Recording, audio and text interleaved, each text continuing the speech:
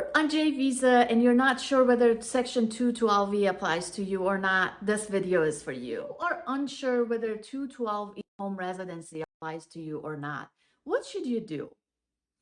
The first thing you probably do is to go ask your DSO or designated school office or international office and ask them, what should you do? And that's probably the first thing that you should do. And they advise you to submit an advisory opinion to the Department of State. And in that request, you basically ask the Department of State to determine whether you are subject or not. Your international office or your DSO may also advise you that applying for advisory opinion, it's free, it's easy, and you can do it yourself. You don't need an attorney. This is wrong.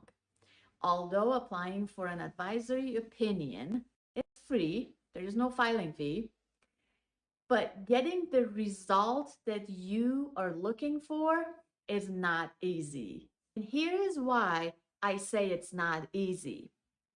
Because in the letter, in the request that we're going to submit to Department of State, we're not going to just ask them to determine whether you are subject to 212E or not.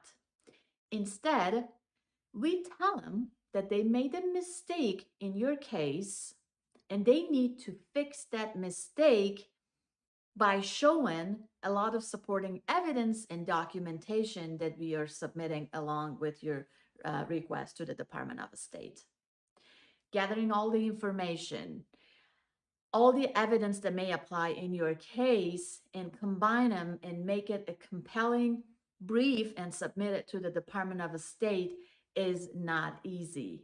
It requires legal work, it requires experience, and I don't recommend my clients to just go ahead and apply for themselves. Please note that advisory opinions are not appealable. You cannot ask the Department of State to review the decision that already made in your case and change it to something else.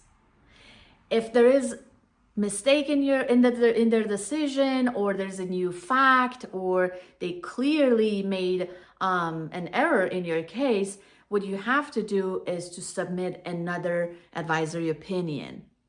And every time that you submit another advisory and another advisory, it only gets harder and harder because you need to have a compelling reason to prove that they made a mistake in their decision at the first place.